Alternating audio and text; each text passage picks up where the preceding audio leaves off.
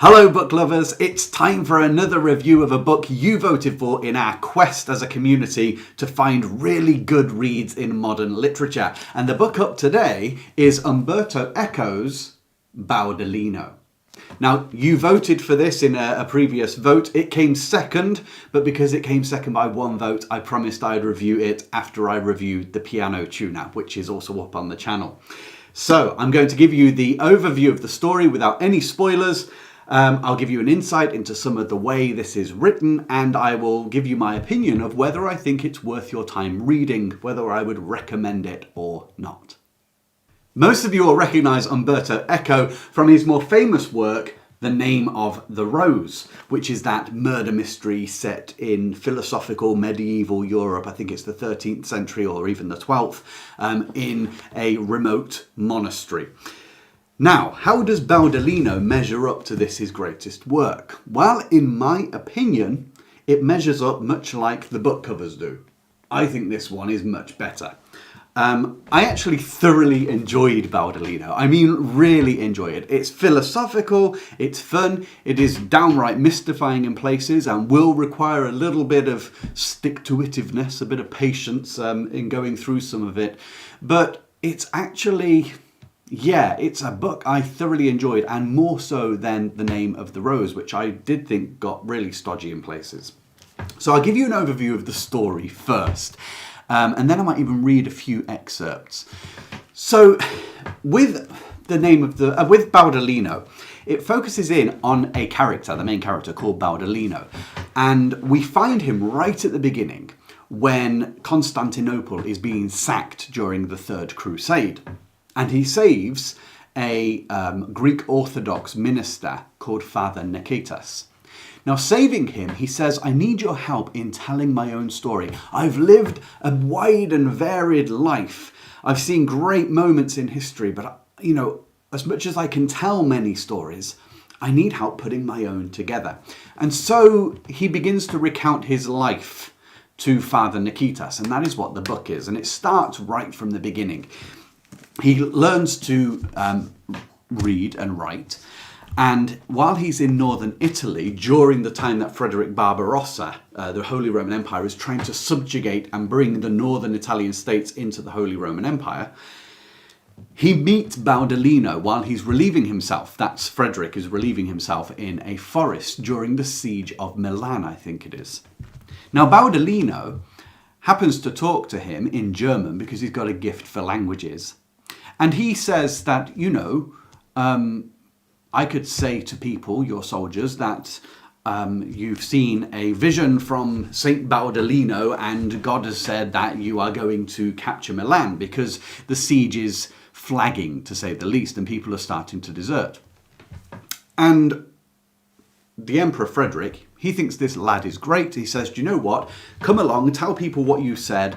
And suddenly the morale of everyone is boosted, of the Holy Roman Empire's, the Holy Roman Emperor's forces, and they win their siege, etc. In fact, the Milanese capitulate when they hear that some saint has appeared and said they're going to lose. And so begins the book. Frederick adopts Baudolino as like a surrogate son and brings him into the royal court and trains him. He learns to speak Latin.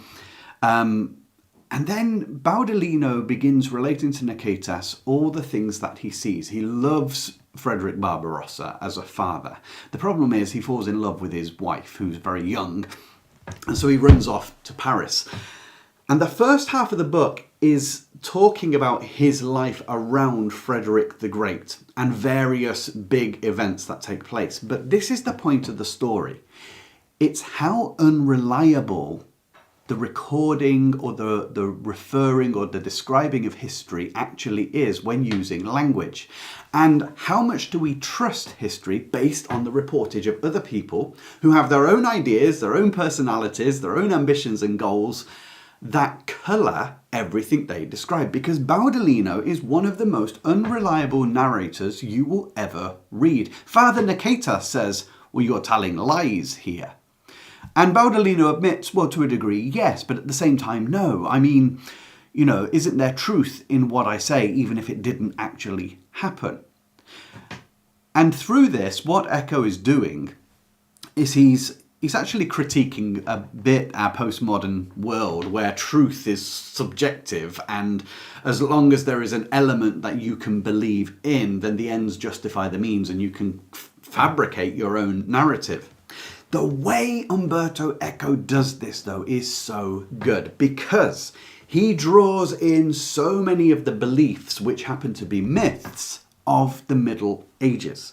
This book is one of the most immersive environments of medieval Europe that you will ever come across, because Eco pulls in so many facets that are going on. When Baudolino goes to Paris, to the university, the Sorbonne, the characters that he meets who all have their ideas, like one is called the poet, because we don't know his name because Baudolino forgets the guy's name very quickly.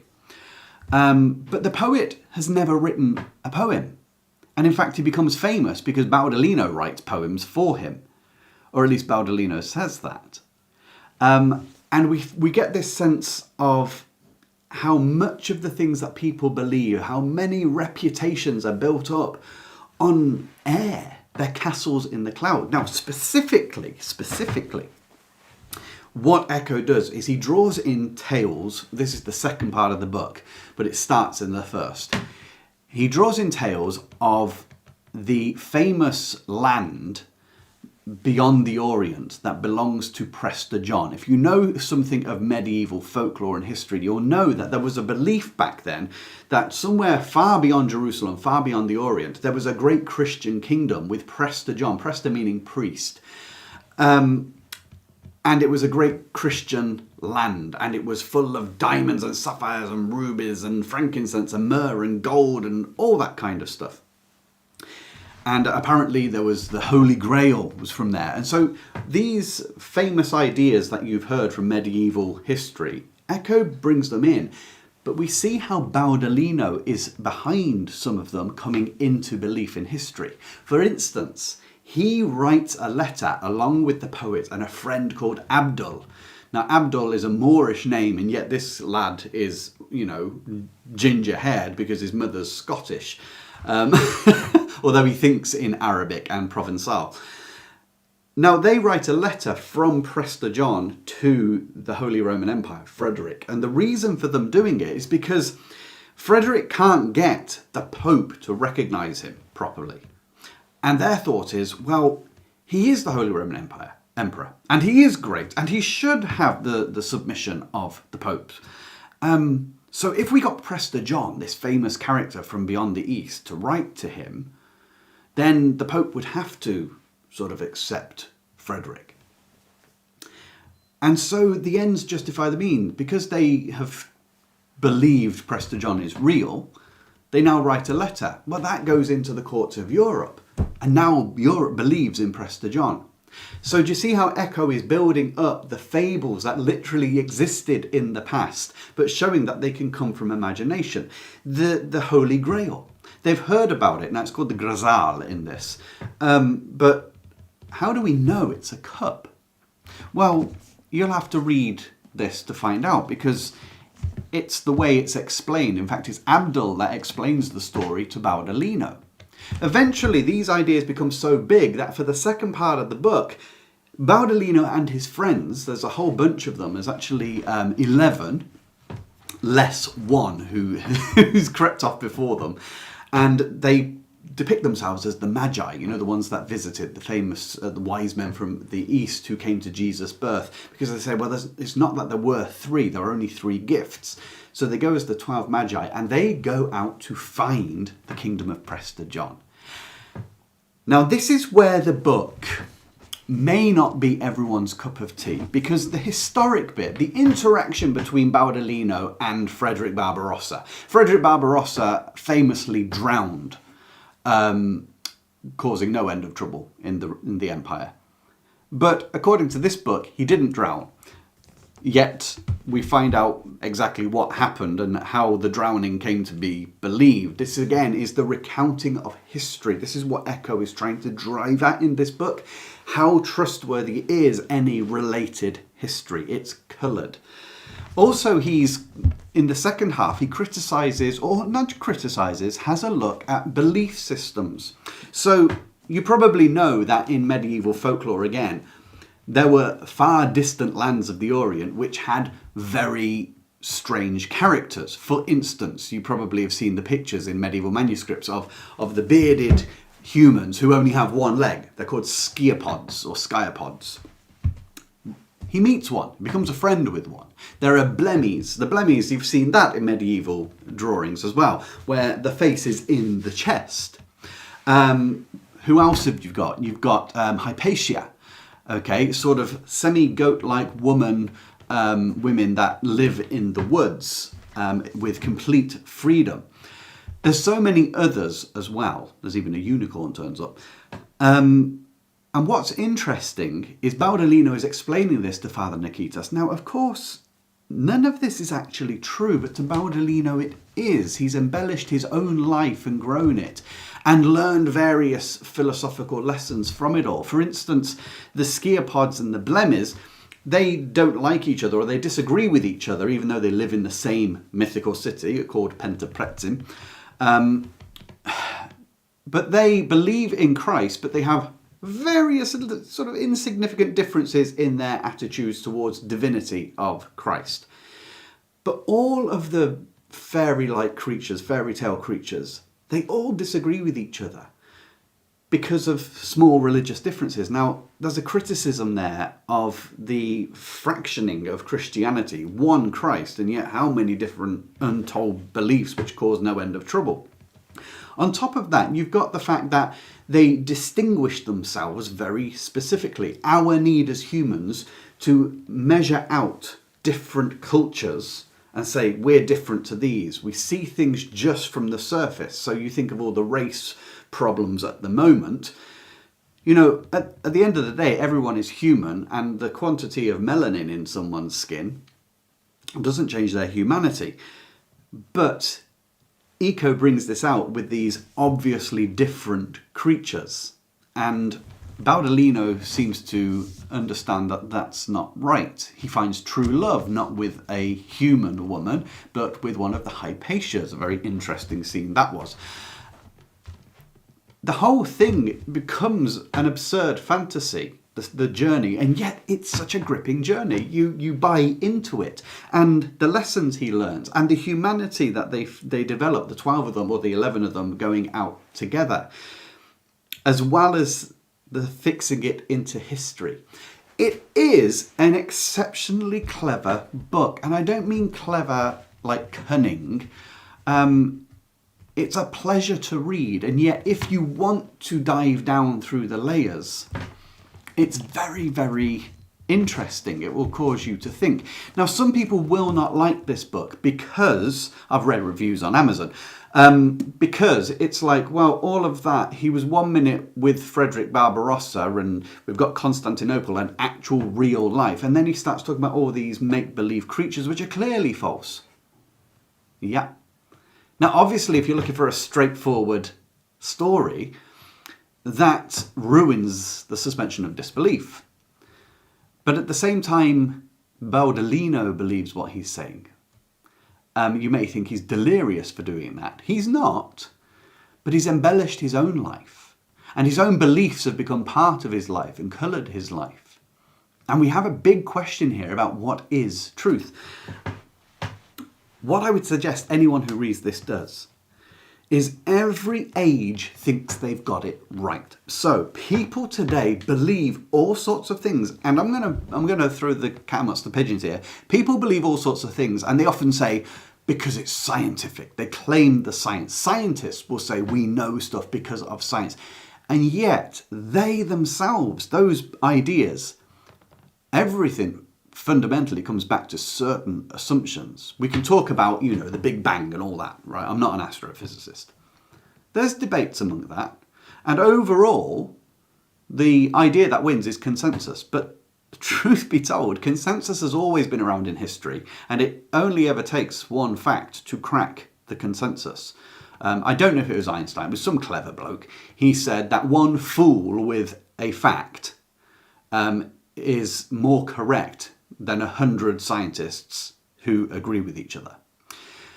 In 100, 200, 300, 500 years, people will look back on this century and think that we had some absurd notions, and yet we take them all so seriously. Now, it's a brilliant way to bring it out, because it's hard to understand how the medieval lot believed in blemmies, people with faces in their chest and all that. But we do it today. We can't see back. I mentioned the Big Bang. We can't see back and know exactly what happened. We can make great inferences, but it's still mathematics. We weren't there. And in 200 years, will something else have been found which throws everything out of kilter? You bet your bottom dollar it will.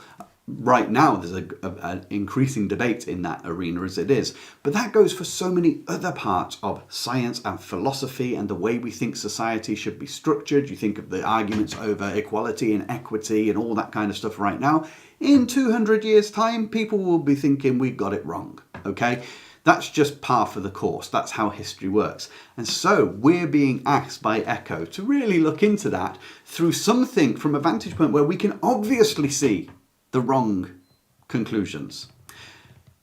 But at the same time, it doesn't change the fact that maybe the intentions are right, or an underlying principle isn't right, or that people believe it. And of course, the other thing that Eco plays with here is language itself. When you choose particular words, and he doesn't spell this out, but just listen to how Baudolino speaks when you read this book. When you choose particular words, it colours the definition and meaning of what you're saying. It's almost impossible to give an accurate account of anything, because if you so much as bring in the wrong adjective, even any adjective to a degree, you can colour the image, couldn't you? For instance, I could say that this colour here is red. That's an adjective, but some might say, well, it's not red, it's scarlet. Well, now which one is it if you're looking from history? Of course, it's a tiny detail, but nonetheless, how accurate is language? And that's something Eco does in all of his books, so I'm told. I haven't read all of his books, but he certainly does it in The Name of the Rose, which is highly philosophical.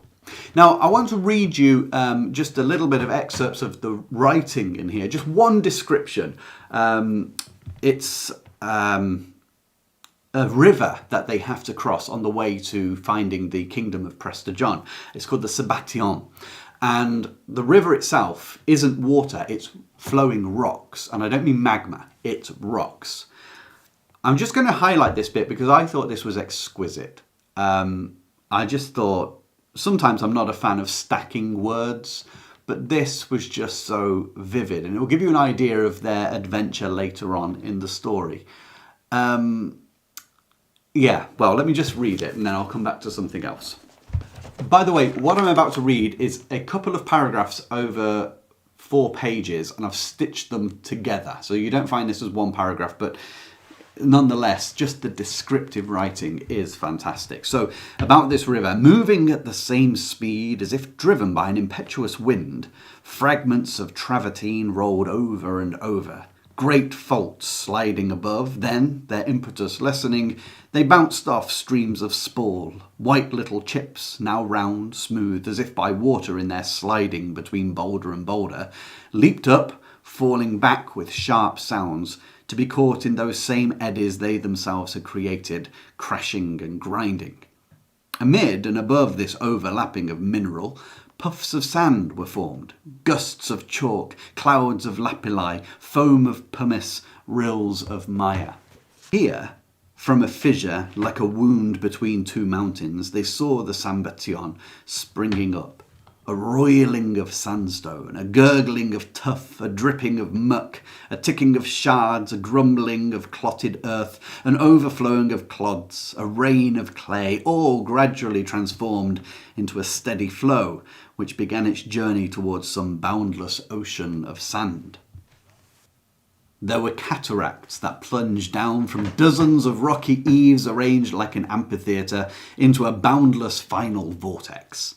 An incessant retching of granite, an eddy of bitumen, a sole undertow of alum, a churning of schist, a clash of orpiment against the banks. And on the matter that the vortex erupted towards the sky, but lo, with respect to the eyes of those who looked down, as if from the top of a tower, the sun's rays formed on those siliceous droplets an immense rainbow that, as everybody reflected the rays with varying splendour according to its own nature, had many more colours than those usually formed in the sky after a storm, and, unlike them, seemed destined to shine eternally, never dissolving. It was a reddening of hematite and cinnabars, a glow of blackness as if it were steel, a flight of crumbs of Oreo pigment from yellow to bright orange, a blueness of armenium, a whiteness of calcinated shells, a greening of malachite, a fading of leothagirium into saffrons ever paler, a blare of residuum, a belching of greenish earth that faded into dust of chrysocolla, and then transmigrated into nuances of indigo and violet, a triumph of aurum musivum, a purpling of burnt white lead, a flaring of sandracha, a couch of silvered clay, a single transparence of alabaster. When Eco decides to go high language, he does it so well. I love all that description, and that time when they come to the Sambatyon, it's so vivid in the mind. However, I don't want you to get the idea that it's just beautiful language all the way through. There are passages in this book which are going to try your patience, and maybe because of the willing suspension of disbelief, maybe because you get irked with Baudolino, maybe because there's too much description at times. There are arguments amongst his friends about philosophy, such as the nature of a vacuum in nature and whether a vacuum is possible or it is not. But nonetheless, it's a book that asks you to be patient at times. And if you stick with it, it's rewarding. Even if you don't go down the philosophical route, it's rewarding for its colour. It's rewarding for its atmosphere. But it's not for everyone. It's not a book, if someone said, oh, could you give me a book to read? I wouldn't pick up Baudolino and say, read this, because many people won't like this book. They just won't get on with it. It's not their cup of tea. Now, if you like The Name of the Rose, because of its language, because of its philosophy, because of its making you dig a bit deeper and reach and really concentrate, then you will like Baudolino. If you read Name of the Rose and enjoyed it because of the murder mystery, I'm not sure whether to recommend it to you. If it's just the murder mystery, then I'm not sure I'd say Baudolino. If you love history, if you love atmospheric writing, then read Baudolino, even if the story isn't completely to your taste. Another thing I just need to say about this book is when you read it, for me, this is one of the important... Another thing I want to say about this book is about how to read Baudolino's commentary itself. Baudolino is not, although he says he's clever and maybe he's naturally insightful, has the gift of common sense and the insight into humans, he's not a scholar, he's not a philosopher. And so if you read it as if he's got this deep sage understanding of everything, this book will tire you out chronically. I'm going to read a very, very small paragraph in two different ways. The first is the way we would naturally approach a book, quite often with a serious voice. But Baudolino is an unreliable narrator. Baudolino is always on, his mind's never stopping. It's always ticking, trying to work things out. He often is perplexed and bewildered by things, but finds the world fascinating. He's thinking on the fly, working things out on the fly.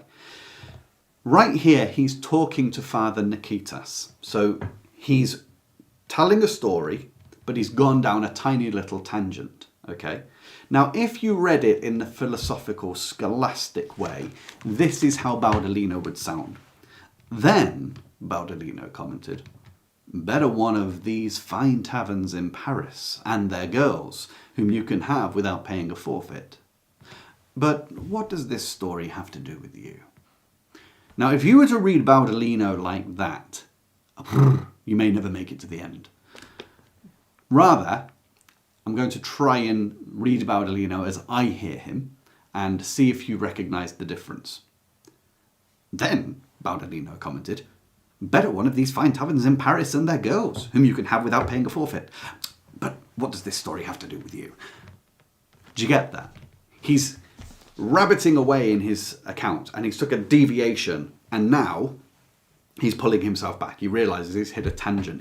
He's muddling around with his words. He's muddling the story and he's gone off on a tangent and he's like, oh, sorry, let's get back onto this. But he even has a comment to pass on his tangents. Okay, better to have a tavern in Paris with its girls than... Do you see what's going on? Baudolino is quite a comical character. Even when he's trying to be serious, even when he's thinking things through, there's a tinkerishness about him that even he's not aware of. And of course, that's what Umberto Eco brings together in the fact that we see history and the tales of history so seriously now, and yet some of it may have fallen into place by misguided dialogues, misguided recordings, coloured views of the world of the day that gives us our data, rather than actually the serious, calculated, well thought out, completely trustworthy history. So how would I rate this book? So hard as far as recommending a book like this goes. Is it a great book? Yes, absolutely. The language alone, and remember this is translated, so in Italian I can only imagine it's marvellous. The language and the atmosphere invoked. You absolutely drop into medieval Europe. Not only do you drop into it, it's not with contrived conversation. Oddly enough, Umberto Eco gives the characters a very chit-chatty, sing-song way of talking to each other, which is so natural to us today. And yet he uses idioms which are quite modern for us to give us the idea that idioms like, but wait a minute, you know, whereabouts is the Orient?